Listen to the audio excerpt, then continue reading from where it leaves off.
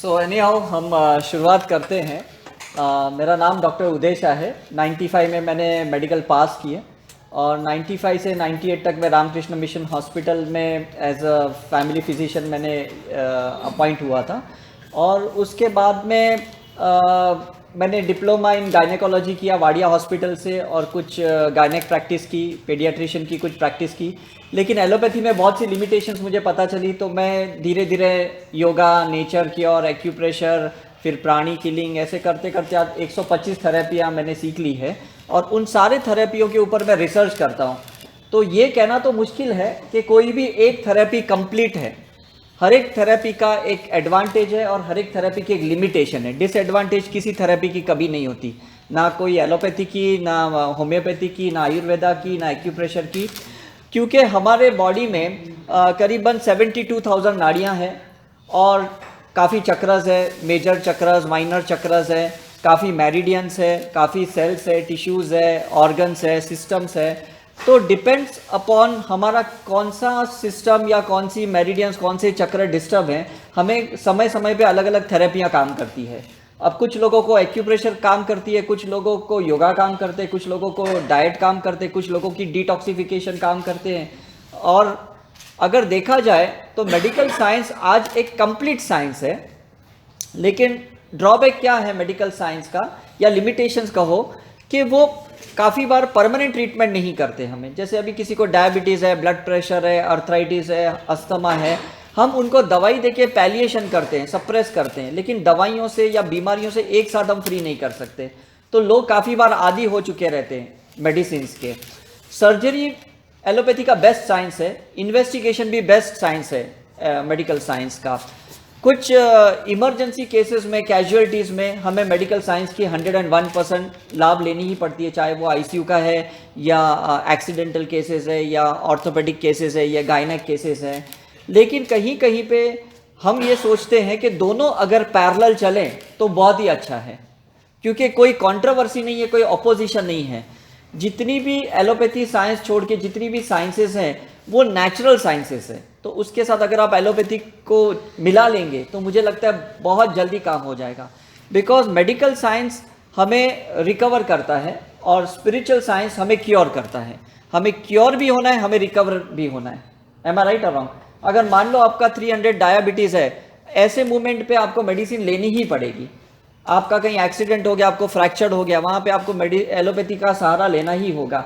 आप किसी को कभी अवॉइड नहीं कर सकते, लेकिन दोनों को यूज़ कर सकते हो। अब मेरा रिसर्च इसी बेस पे था। 93 में जब मैं सेकेंड ईयर मेडिकल स्टूडेंट था, तो मुझे ख्याल ऐसे आया कि कैंसर होता क्यों है और कैंसर के कॉजेज़ क्या है करके।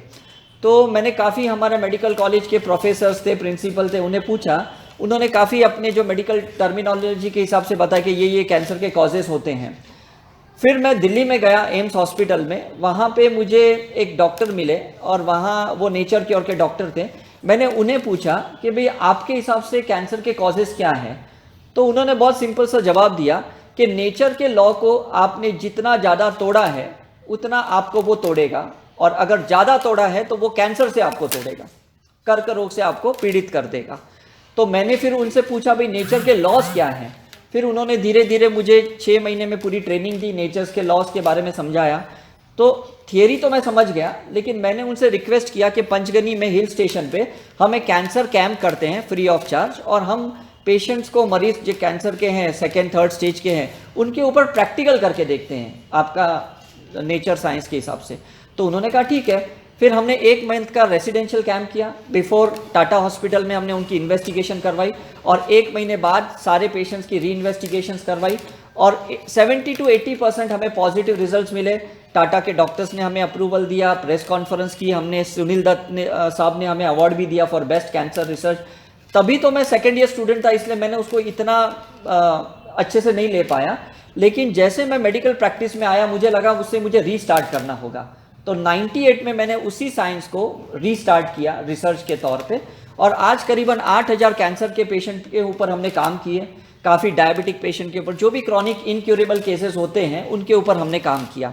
अब कॉज तो ये पता चल गया कि कोई भी बीमारी शरीर में रातों रात तो नहीं होती, चाहे वो पैरालिसिस है, या इवन इन्फेक्शन भी है या डायबिटीज़ है या ब्लड प्रेशर है या कोलेस्ट्रॉल है, रातों रात नहीं होती। ऐसा नहीं कि रात को सोए और सुबह डायबिटीज़ हो गया। ये धीरे धीरे हमारे शरीर में बढ़ते जाती है। तो उसको पकड़ने के लिए हमारे पास कोई साधन नहीं थे, क्योंकि अर्ली डायग्नोसिस बहुत इंपॉर्टेंट होता है, प्री डायग्नोसिस बहुत इंपॉर्टेंट होता है। तो मैं लंदन में गया और लंदन में मुझे ऑरा साइंस समझ में आया, एनर्जी साइंस समझ में आई। वहाँ डॉक्टर हैरी ओल्डफील्ड थे, डॉक्टर थॉर्नटन स्ट्रीटर, डॉक्टर जॉनी रॉजर्सन, जिनसे मैंने पीएचडी की 3 साल, उनसे मैंने सीखा कि कोई भी बीमारी को पहले हमें एनर्जी लेवल पे पकड़ना है। अगर आपने उस एनर्जी लेवल पे, थॉट लेवल पे, इमोशनल लेवल पे अगर आप बीमारी को पकड़ लेते हो और उसका करेक्शन कर लेते हो तो वो पैथोलॉजिकल कंडीशन में नहीं जाती। डिफरेंस समझ में आ रहा है आपको? डिप्रेशन है, एंजाइटी है, स्ट्रेस है, जो भी हमारी मानसिक असुविधा चीज़ें हैं, जो भी डिस्टर्बेंस है, वो तकलीफ़ों को हमें शरीर तक उतरने नहीं देना है। तो मुझे ये रिसर्च में समझ में आया कि कोई भी बीमारी पहले गैशियस लेवल पे होती है, थॉट लेवल पे, इमोशनल लेवल पे होती है। उस गैशियस लेवल पे अगर आप उसको नहीं निकालते हो तो वो लिक्विड लेवल में जाती है। Liquid is your lymphatic system, रोग प्रतिकार शक्ति, इम्यूनिटी सिस्टम जिसे कहते हैं। उसमें से अगर आप बाहर नहीं निकालते हो तो वो ब्लड में चले जाता है। पैथोलॉजिकल रिपोर्ट्स में जो हम कहते हैं कि शुगर लेवल बढ़ गया, कोलेस्ट्रॉल लेवल बढ़ गया, क्रिएटिनिन लेवल बढ़ गया, बिलीरुबिन बढ़ गया, एसजीओटी एसजीपीटी बढ़ गया, ये डायरेक्ट तो नहीं बढ़ता है। पहले तो रोग प्रतिकार शक्ति में था, उसके पहले थॉट में था। तो मान लो अगर आपने किसी के थॉट को ही करेक्ट किया तो आपको नहीं लगता आप उसको ठीक कर सकते हो? बताइए, कर सकते हैं। अब इसका भी एक साइंस समझ में आ गया कि थॉट्स करते क्या हैं, डायरेक्ट ऑर्गन सिस्टम पे काम नहीं करते, कोई सेल्स पे डायरेक्ट काम नहीं करते। हमारे थॉट्स, विचार, इमोशंस और ऑर्गन सिस्टम्स के बीच में एक सिस्टम है जो हमें मेडिकल कॉलेज में नहीं समझाया गया था, और वो सिस्टम है नाड़ियों का शास्त्र, वो सिस्टम है वात पित्त कफ का शास्त्र, वो सिस्टम है चक्रों का शास्त्र, वो सिस्टम है मेरिडियंस का शास्त्र। मतलब जो इनविजिबल चीज़ें हैं जो बॉडी को एक्चुअली कंट्रोल करती हैं, वो शायद साइंस नहीं मानता उसको, लेकिन साइंस इतना मानता है कि 80-90% साइकोसोमेटिक होते हैं। साइको मतलब माइंड, सोमेटिक मतलब बॉडी। एम आई राइट? तो साइकोलॉजिस्ट जो होते हैं वो लोग माइंड पे तो काम करते हैं, लेकिन वो लोग एनर्जी पे काम नहीं करते। अब वो कहते हैं भाई आपका नींद का प्रॉब्लम है, स्ट्रेस के वजह से, डिप्रेशन के वजह से, तो वो हमें एंटी डिप्रेशन दवा देते हैं, एंटी हिस्टामिन दवा देते हैं, या एंटी एंजाइटी दवा देते हैं, एंटी वाली देते हैं, ऑपोजिट वाली देती हैं, उसको निकालने वाली दवाइयाँ नहीं देते वो। डिफरेंस समझ में आ रहा है आपको? राइट? तो हम ऐसे में क्या करते हैं, लोगों का जो कॉज है उसको हम नेचुरल साइंस से निकालते हैं, और लोगों की जो इफेक्ट है वो मेडिकल साइंस से निकालते हैं। तो दोनों एक साथ निकल जाएगी। समझ में कि नहीं? इफेक्ट क्या है? आपका शुगर लेवल बढ़ गया, आपका वजन बढ़ गया, आपका थायराइड प्रॉब्लम हो गया, आपका क्रिएटिनिन किडनी का ये है, आपका किसी का एस्ट्रोजन प्रोजेस्टेरोन बढ़ गया, किसी का एड्रिनलिन बिगड़ गया, किसी का पिट्यूटरी डिस्टर्ब हो गया। ये सारी जो इफेक्ट है वो हम मेडिसिन से कंट्रोल कर सकते हैं, पैरामीटर्स को कंट्रोल कर सकते हैं दवाई देके। लेकिन उसका जो कॉज है, जो माइंड से क्रिएटेड हुआ है, उसे तो उसे वैसे ही निकालना होगा, नेचुरल साइंस से निकालना होगा। राइट और रॉन्ग? समझ में कि नहीं? मतलब अगर आज लोग कहते हैं कि भाई इसको दारू की, सिगरेट की तलब लग गई है, तो तलब भी तो पहले माइंड में लगी होगी, फिर उसने एक्सटर्नली इन्फ्लुएंस हुआ है वो। तो अगर माइंड से उसकी तलब को निकाल दें तो वो लेगा ही नहीं। राइट और रॉन्ग? समझ में आ रहा है कि नहीं? अब होता क्या है कि हमें स्कूल में या हमें घर में सारे सिद्धांत पढ़ाए जाते हैं, सिलेबस पढ़ाया जाता है, लेकिन हमें लाइफ के सिद्धांत कोई नहीं पढ़ाता, स्पिरिचुअल सिद्धांत कोई नहीं पढ़ाता। धार्मिक सिद्धांत पढ़ाते हैं कि ये पाप है, ये पुण्य है। समझ में आ रहा है कि नहीं? स्कूल में डिसिप्लिन सिखाया जाता है, नियम सिखाए जाते हैं, लेकिन ये नहीं समझाया जाता है कि अगर हम नियम तोड़ते हैं तो इसका इफेक्ट क्या होता है, और उस नियम को वापस लाने के लिए उसका सॉल्यूशन क्या है। ये किसी ने नहीं बताया। बताया? मुझे बताइए। नहीं बताया। एस्ट्रोलॉजर कहते हैं आपकी मांगलिक कुंडली है या आपको काल सर्प दोष है, लेकिन हमें खुद करेक्शन करने के लिए कोई उपाय नहीं बताते। वो कहते भाई आप इतने पैसे दे दो, हम आपका ये दोष निकाल देंगे। समझ में आ रहा है कि नहीं? अब दोष हमारा दूसरा कोई कैसे निकाल सकता है? सोचने वाली बात है। समझ में कि नहीं? अगर मैंने अपनी लो इम्यूनिटी सिस्टम के, लो ऑरा के वजह से, लो एनर्जी के वजह से बैक्टीरिया वायरस को मैंने इनवाइट किया, अट्रैक्ट किया, मैनिफेस्टेशन किया, वो दवाई कैसे कम कर सकती है? दवाई बैक्टीरिया को मार सकती है, लेकिन लो एनर्जी को तो हाई एनर्जी नहीं कर सकती है। मतलब यहां मेडिकल साइंस भी कहीं कमजोर है, कहीं पे ये कर्मकांड की सिस्टम भी कमजोर है। समझ में आ रहा है कि नहीं? हमने वास्तु में भी पीएचडी किया, 8000 से ज्यादा वास्तु के साइट्स पे हमने पिरामिड, यंत्र, क्रिस्टल्स, ये सारी चीजें रखे। एनवायरमेंट को हमने पॉजिटिव कर दिया, लेकिन शरीर जो 5 एलिमेंट से बना है उसका करेक्शन करने का हमें सिस्टम ही नहीं समझ में आया। तो जब तक आपका इंटरनल सिस्टम जब तक करेक्ट नहीं होता, मुझे ये बताइए कि बाहर से चीजें आपको कैसे ठीक कर सकती है? कर सकती है? पॉसिबल ही नहीं है, क्योंकि आपने कुछ नियमों को तोड़ा है और उस नियम को वापस आपको ही चलना होगा। जैसे कोई बच्चा पढ़ाई नहीं करता और अगर वो नापास हो गया, फेल हो गया, तो उसके पेरेंट्स या टीचर एग्जाम देके कोई फायदा है? बच्चे को ही पढ़ाई करनी होगी, बच्चे को एग्जाम अपीयर करनी होगी। एम आई राइट? तो हम भी हर बार कहीं ना कहीं फेल हो जाते हैं, रिश्तों में, फाइनेंस में, हमारी हेल्थ में, कहीं ना कहीं हम फेल हो जाते हैं। और जहां हम फेल होते हैं, हमें ही कुछ परिश्रम करना होता है, हमें ही उसका होमवर्क करना होता है, सेल्फ करेक्शन करना होता है, और हमें ही बाहर आना होता है, और कोई हमें बाहर नहीं ला सकता। एम आई राइट? अगर ऐसा होता तो 24 तीर्थंकर ही नहीं होते, 24,000 या 2 लाख तीर्थंकर बन जाते जब महावीर का समय था। ऐसा होता तो सिर्फ एक ही बुद्धा नहीं होते, कितने बुद्धा बन जाते। अगर ऐसा होता तो एक ही कृष्ण या एक ही राम या एक ही जीसस नहीं होता, कितने हो जाते। क्यों उस टाइम पे भी वो लोग उनके जैसे लोगों को नहीं बना पाए? तो हम और आप कैसे किसी को बना सकते? बना सकते? पॉसिबल ही नहीं है। तो इसका मतलब है हमें तो पहले सेल्फ मेडिटेट करना होगा, ध्यान करना होगा, और हमें यह देखना होगा कि हम कौन से नियमों को तोड़ रहे हैं।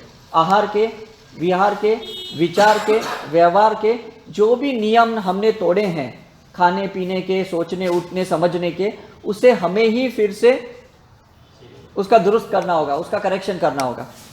एम आई राइट? और जब हम उसको करेक्ट करेंगे तो डेफिनेटली हम ठीक हो जाएंगे, क्योंकि किसी का भी शरीर बीमार होने के लिए नहीं बना। पहले बात तो ये समझ लो, भगवान ने किसी को पनिश करने के लिए नीचे नहीं भेजा, ये भी समझ लो। तीसरी बात, कोई भी कर्म आपको तकलीफ देने के लिए कर्म नहीं बने, ये भी समझ लो। समझ में कि नहीं? हम नॉर्मली ये बातें करें, अरे मेरा कर्म ऐसा है इसलिए मैं दुखी हूं, मुझे कर्म तो भुगतने हैं। लेकिन कर्म क्यों आपको दुखी करेंगे? क्यों आपको कोई पनिश करेगा? कोई मंगल आपको क्यों तकलीफ देगा?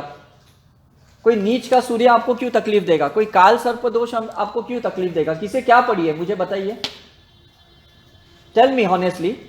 कोई आपको क्यों तकलीफ देगा? कोई हस्बैंड भी वाइफ को क्यों तकलीफ देगा? कोई बच्चे भी पेरेंट्स को क्यों तकलीफ देंगे? इस दुनिया में जितने भी लोग आए हैं वो सारे अपने कर्मों को न्यूट्रलाइजेशन करने के लिए आए हैं, किसी को पनिश करने के लिए नहीं आए। ये आज बिलीफ सिस्टम चेंज कर लो। Is it okay? हम आज तक ये कहते हैं भाई ये मुझे तकलीफ दे रहा है, ये तो शायद मुझे पनिश करने के लिए कर्म की वजह से मेरे लाइफ में आया। ऐसा कुछ नहीं है, वो बंदा खुद अपने कर्म को न्यूट्रलाइज कर रहा है, आप भी खुद न्यूट्रलाइज करने के लिए आए हो। आपके वजह से कुछ लोग तकलीफ में, उनके वजह से आप तकलीफ में हो। एम आई राइट? तो ये कर्म के ऊपर भी मैंने बहुत रिसर्च किया। मैंने कम से कम 3,500 लोगों की पास्ट लाइफ रिग्रेशन की, ये जानने के लिए कि लोगों का दिमाग प्रेजेंट लाइफ से ही खराब है या पिछले जन्मों से ही खराब होता आया है। ये भी तो बात हो सकती है ना। जैसे हम अच्छे संस्कार लेके आए हैं तो पिछले जन्मों से भी कुछ ऐसे बुरे संस्कार भी तो लाए होंगे। बुरे संस्कार भी नहीं कहूंगा, हम कुछ अधूरे संस्कार लेके आए, अधूरा ज्ञान लेके आए। समझ में आ रहा है? तो जब हमने ये रिग्रेशन के ऊपर बहुत सारे एक्सपेरिमेंट्स किए, तब समझ में आया है कि जैसे जैसे हम स्कूल में कुछ ग्रामेटिकली मिस्टेक्स करते हैं ना, तो कॉलेज में भी वही मिस्टेक्स कंटिन्यू होती है कि नहीं? व्याकरण में मिस्टेक्स होती है, वोकल में मिस्टेक्स होती है। तो हमने भी कुछ पास्ट लाइफ में कुछ अधूरा ज्ञान लेके जो गलतियां की थी अज्ञानता से या कुछ अहंकार के वजह से गलतियां की थी, वो ये लाइफ में भी हमने कैरी फॉरवर्ड की है। तो हमें उसे भी तो करेक्शन करना होगा। समझ में आ रहा है आपको? कुछ हमारे माँ बाप में अज्ञानता थी और उन्होंने जेनेटिकली हेरिडेटरी हमें उस अज्ञानता को दे दिया है। उन्होंने जानबूझकर आपको अधूरा ज्ञान नहीं दिया, उनके पास जितना था उन्होंने आपको दे दिया, या आपके पास जितना है आपने अपने बच्चों को दे दिया। एम आई राइट? कोई माँ बाप नहीं चाहेगा मैं अपने बच्चे को अधूरा ज्ञान दूं, लेकिन उनके पास जितना था उतना ही देंगे ना वो आपको। आपके पास भी जितना है आप उतना ही दोगे दूसरों को। समझ में आ रहा है कि नहीं? तो हम हर बार कुछ सीखते हैं, समझते हैं और अपने माइंड को परिवर्तन करते हैं, अपनी मान्यताओं को परिवर्तन करते हैं। और जो इंसान समय समय पे अपने मन को परिवर्तन करता है, मान्यताओं को परिवर्तन करता है, वो अपने एक्चुअली भ्रम को तोड़ता है, इल्यूजन को तोड़ता है। Am I right?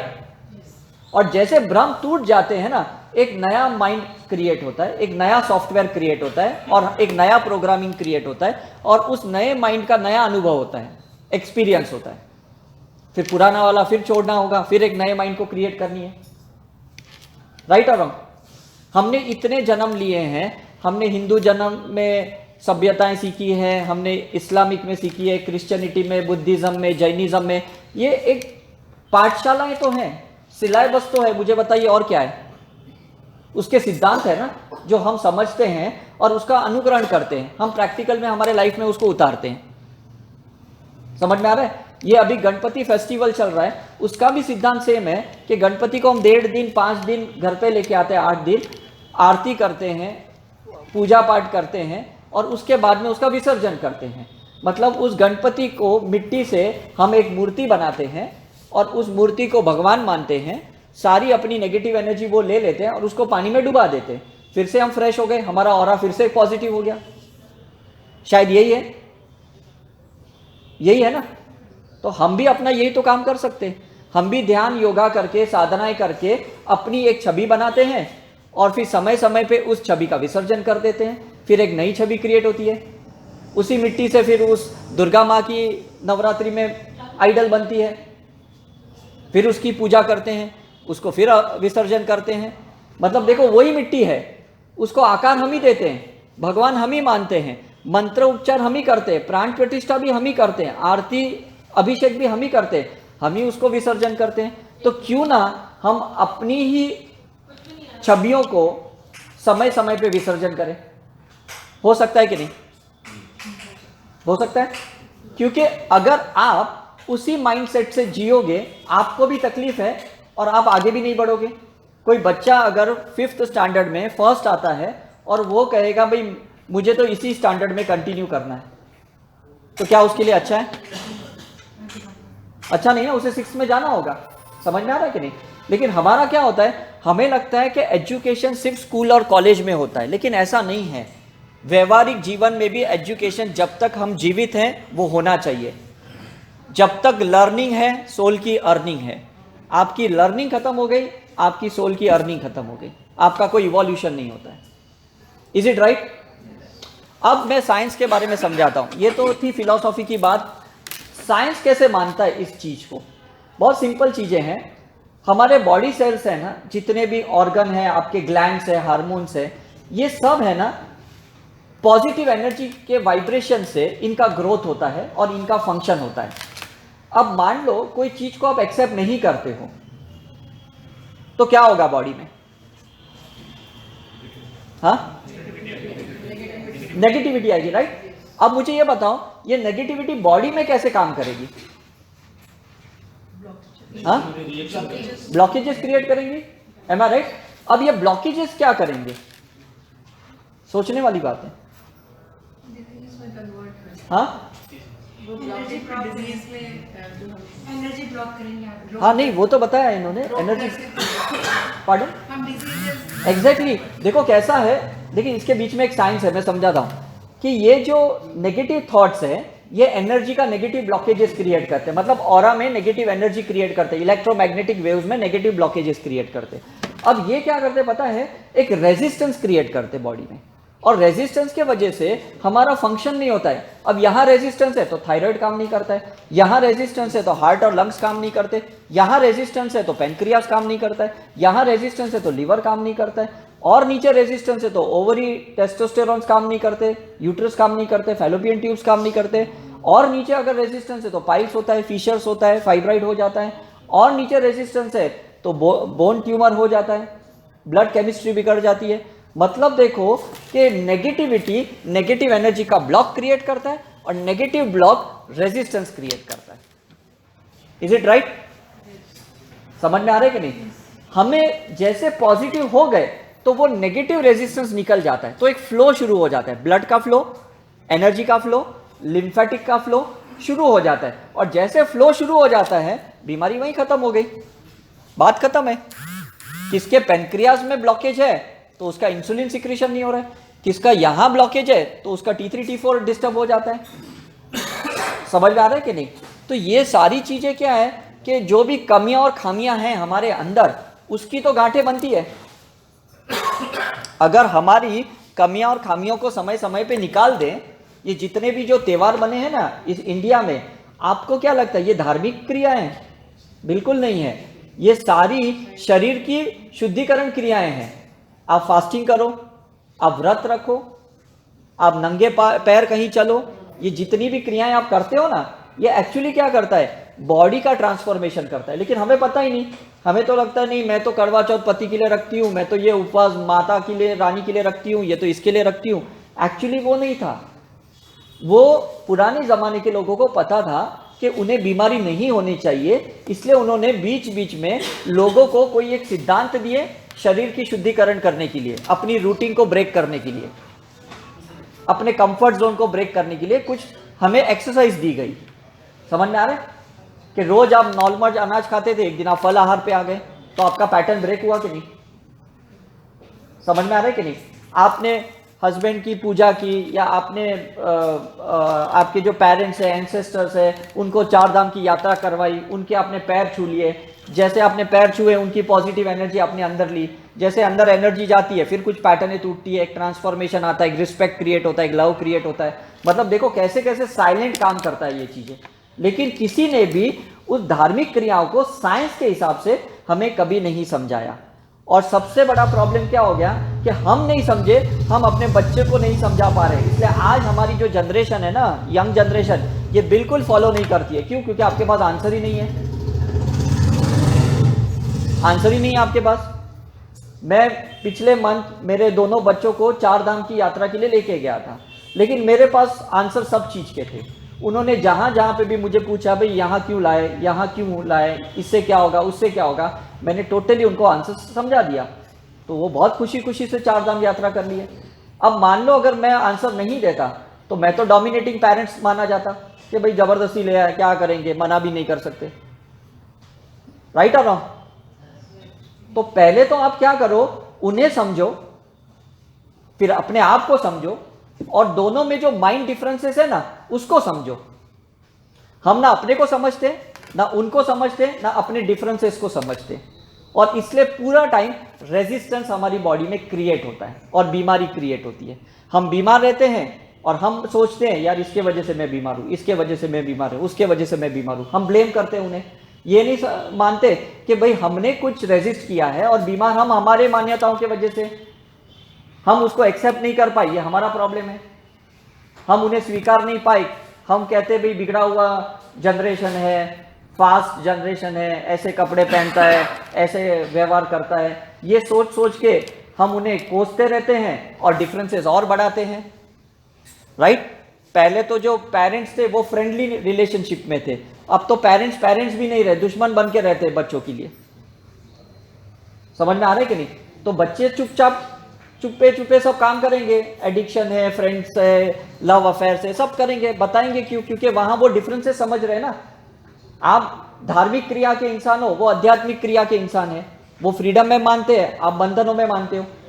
लेकिन इफेक्ट तो बॉडी के ऊपर गिरती है, इफेक्ट तो नाड़ियों पे गिरती है, इफेक्ट तो मेरिडियंस पे गिरती है। मैं अगर आपका एक्यूप्रेशर करके कोई पेन रिलीफ भी कर दूं, लेकिन यहां पे अभी भी ब्लॉकेज है, फिर से पेन होगा कि नहीं? आपके पाइल्स के ऑपरेशन कर लेते हो, या हर्निया के ऑपरेशन करते हो, या कोई भी ऑपरेशन करवाते हो फाइब्रॉइड के, कुछ टाइम के बाद वापस गांठें बन जाएगी, वापस पाइल्स बवासीर बन जाएंगे। क्यों? अभी भी बीमारी यहां पे है। समझ में आ रहा है कि नहीं? लेकिन सबसे बड़ा प्रॉब्लम, किसी के भी माइंड को आप रीड नहीं कर सकते। कर सकते हो? 100% रीड नहीं कर सकते हो। तो गॉड ने देखो क्या जबरदस्त सिस्टम बनाया कि माइंड को रीड नहीं कर सकते हो, इसलिए छाया शास्त्र बना दिया, ऑरा बना दिया, एनर्जी फील्ड बना दी। हम जिसके ऑरा में जाते हैं हमें वो वाइब्रेशन समझ में आता है कि भाई ये मेरे साथ बहुत पॉजिटिव है, ये आदमी मेरे साथ नेगेटिव है। समझ में आता है कि नहीं? तो जिसके साथ वाइब्रेशन मैच करते हैं हम उसके साथ फ्रेंडली रिलेशनशिप में रहते हैं, जिनके साथ मैच नहीं करते हम उनसे दूर रहते हैं या उन्हें दूर रखने की कोशिश करते हैं। अनफॉर्चुनेटली फैमिली मेंबर को तो दूर भी नहीं रख सकते। Mother in law sister in law को रख सकते हैं, बहू को रख सकते हैं, नहीं रख सकते। तो फिर ऐसे में क्या होता है, हमें उनके ऊपर काम नहीं करना है, हमें अपना एनर्जी का करेक्शन करना है, अपनी ऑरा का करेक्शन करना है। और ऑरा का करेक्शन माइंड से करेक्शन से होता है। एम आई राइट और रॉन्ग? राइट। देखो बहुत सिंपल मैं समझा रहा हूं आपको, कोई ज्यादा टेक्निकल वर्ड्स यूज नहीं कर रहा हूं। मैं आपको इसलिए समझा रहा हूं क्योंकि हम लोग है ना एक साधारण जीवन जी रहे हैं। हम एक मिडिल क्लास फैमिली के लोग हैं जहां पे हम डेली स्ट्रगल करते हुए दिन चला रहे हैं। समझ में आ रहा है? तो ये स्ट्रगल नहीं होना चाहिए लाइफ में, ये सफरिंग नहीं होनी चाहिए हमारी लाइफ में। हमारी लाइफ बहुत स्मूथ जानी चाहिए। लेकिन ये कब स्मूथ जाएगी? जब हमारी अंडरस्टैंडिंग बढ़ेगी, जब हमारे अंदर परिवर्तन आएगा तब बढ़ेगा। राइट और रॉन्ग? सिर्फ बोलने के लिए आप अपने बच्चों को बोलते हो मैं तेरी फ्रेंड हूँ, लेकिन आप एक्चुअली फ्रेंड नहीं हो उनके। अगर आप रियली फ्रेंड होते तो उनकी बुरी से बुरी हरकत में भी आप उसमें शामिल हो जाते, आप उनको कोसते नहीं। एम आई राइट और रॉन्ग? आप टोकते हो अरे कितना मोबाइल यूज कर रहा है, कितने गेम्स खेल रहा है, कितने फ्रेंड्स बना रहा है, कितने ना पार्टियां कर रहा है, कितने पैसे उड़ा रहा है, मेरे बर्बाद कर रहा है। करते कि नहीं? ताने मारते रहते। अब उनके अंदर भी एक रेजिस्टेंस क्रिएट हो रहा है और वो रेजिस्टेंस एडिक्शंस को अट्रैक्ट करता है। समझ में आ रहा है? उन्हें भी प्यार चाहिए। जब उनको घर से प्यार नहीं मिलता है तो वो बाहर के दोस्तों में ढूंढते हैं। अब दोस्तों मतलब ही रहते हैं तो वो एडिक्शन से जुड़ जाते हैं। उन्हें लगता है ये बाहर के स्टिमुलेशन से शायद ये मुझे कुछ फायदे कारक देंगे। जब तक समझ आती है तब तक आदतें बहुत अंदर घुस जाती है, फिर छोड़ना मुश्किल हो जाता है। समझ में आ रहा है कि नहीं? जब तक आपको भी समझ में आती है कि ये डायबिटीज, ब्लड प्रेशर, मेरा वजन का प्रॉब्लम मेरे नेगेटिव माइंडसेट के वजह से है, लेकिन तब तक आप भी दवाओं के आदी हो जाते हो। दवाई आपसे भी नहीं छूटती, छूटती है? डॉक्टर ने तो पहले ही कह दिया अब जब तक जिंदा हो ये दवाई खानी पड़ेगी, तभी आपका कंट्रोल रहेगा। ये माइंड में आपने पहले डाल दिया। उसके बाद में आपने ये भी समझ लिया कि अब मेरा माइंड तो ये उम्र में चेंज नहीं हो सकता। समझ में आ रहा है कि नहीं? अब तो मैं 40, 45, 50 की हो गई हूँ, अब मेरा माइंड चेंज नहीं हो सकता, अब जैसा है वैसे ही चलने दो। तो आपको नहीं लगता कि आपने ही अपने यहाँ पे ताला मार के रखा है? रखा है कि नहीं? तो ताला खोलना किसको है? आपको है। खुलेगा कैसे? हाँ, सोच बदलना पड़ेगा। सोच बदलने के लिए क्या करना होगा? हाँ, सोच बदलने के लिए ध्यान करना होगा, साधना करनी होगी। समझ में कि नहीं? हीलिंग करनी होगी, कुछ डाइट परिवर्तन करना होगा, खुराक में परिवर्तन, कुछ लाइफस्टाइल में परिवर्तन लाना होगा। समझ में आ रहा है कि नहीं? रातों रात ये भी नहीं होगा। सालों सालों से ये सब चीज भरी पड़ी हमारे अंदर, एक रात में ठीक हो सकता है? अभी आप मेरी बात समझ रहे हो, लेकिन अभी भी अंदर तो उतरी नहीं है, अचेतन मन में तो उतरी नहीं है, ये तो सिर्फ चेतन मन में घूम रही है। समझ में आ रहा है? तो जैसे आप ध्यान करोगे, योगा करोगे, रेगुलर करोगे, साधनाएं करोगे, या कोई प्राणी कीलिंग, रेकीलिंग करोगे, जो भी आप सीख सकते हो, चाहे आप राजयोग सीखो, सुदर्शन क्रिया सीखो या क्रिया योग सीखो, हमें उससे कोई प्रॉब्लम नहीं है। लेकिन कुछ तो सीखो और कहीं तो आगे बढ़ो आप। जब तक आपके अंदर बदलाव नहीं आएगा कोई बीमारी निकलने वाली नहीं है, कोई रिश्तों में बदलावट नहीं आने वाली और कोई फाइनेंशियली सिस्टम भी चेंज नहीं होने वाली। आप जितना भी कमा रहे हो उतना ही पैसा आपके पास आने वाला है। आपको ज़्यादा पैसे चाहिए लाइफ में तो पहले तो एनर्जी को बदलनी पड़ेगी। आप खुद लॉजिक यूज़ करो। आप में, लता मंगेशकर में, अमिताभ बच्चन में या सचिन तेंदुलकर में फिजिकली कोई फ़र्क है? फिजिकली कोई फ़र्क है? कोई भी फ़र्क नहीं है। फ़र्क है तो सिर्फ एनर्जी का, फ़र्क है तो माइंड का, और फ़र्क है तो भाग्यों का, नसीब का। समझ में कि नहीं? आज उनके नसीब अच्छे हैं क्योंकि वो पॉजिटिव एनर्जी पहले से ही लेके आए। अगर आप नहीं लाए हो तो आज क्रिएट तो कर सकते हो कि नहीं? कर सकते हो कि नहीं? राइट? तो उसके लिए साधना तो करनी होगी। मैं सुबह 3:15 साढ़े 3 बजे उठता हूँ पिछले 21-22 साल से, और 3 साढ़े 3 घंटा योगा करता हूँ, ध्यान करता हूँ, अपनी हीलिंग करता हूँ। तब जाके मैं 365 डेज ऐसे काम कर सकता हूँ, या तो पॉसिबल ही नहीं है। 2 दिन पहले मेरा वृंदावन में कैंप था, अभी यहाँ पे हूँ, यहाँ से मैं सीधा गुजरात जा रहा हूँ, गुजरात से बाद में मैं गोवा जा रहा हूँ, वहाँ से बाद में मैं कलकत्ता जा रहा हूँ, फिर दुबई जा रहा हूँ। 365 डेज मेरी ट्रैवलिंग होती है, लेकिन मैं क्यों कर पा रहा हूँ? क्योंकि मैं अपने माइंड बॉडी सोल की खुराक को समझता हूँ कि मुझे क्या खाना है, क्या सोचना है और कैसा मुझे व्यवहार करना है। मेरे बॉडी में मैं ऑरा चेक करते रहता हूँ इक्विपमेंट से कि कहीं ब्लॉकेज तो नहीं है, कहीं कंजेशन तो नहीं है। जहाँ मुझे लगता है कि अभी मेरे बॉडी में भी कोई प्रॉब्लम आ गई है, मैं 4 धाम के लिए निकल जाता हूँ, कभी वैष्णो देवी के लिए निकल जाता हूँ, कभी शिरडी के लिए निकल जाता हूँ, क्योंकि काम तो मुझे भी तो अपने पे करना है, सिर्फ सिखाना ही नहीं है मुझे। एम आई राइट और रॉन्ग? तो हर इंसान यहाँ पे जो भी आया है, चाहे वो बुद्ध आए थे या महावीर आए थे, उन्होंने भी अपने आप पे काम किया। ऐसे ही मोक्ष निर्वाणा नहीं मिलता। समझ में आ रहा है? तो मैं आप लोगों से बस यहाँ पे यही कहने की कोशिश कर रहा हूँ, आप भी आज से संकल्प कर लीजिए कि मुझे अपने पे काम करना है, मुझे और किसी को सुधारने के लिए टाइम वेस्ट नहीं करना है, एनर्जी वेस्ट नहीं करनी है, किसी को ताने नहीं मारने, किसी को टॉन्ट नहीं करना है और किसी को डिस्टर्ब नहीं करना है। अपने आप पे काम करना है, हमें स्पेस मेंटेन करनी है और हमें अपने पे काम करना है। Is it right? तो हम ये लेक्चर को एंड करने से पहले छोटा सा एक मेडिटेशन कर लें, और अगर लाइट आ गई हो तो मैं कुछ आपको ऑरा के कुछ 2-3 स्लाइड्स बता दूंगा, तब तक हम एक मेडिटेशन कर लेते हैं। आ गई ना? ठीक है, तो हम थोड़ा नहीं क्यों दिख रहा है ये जरा माइक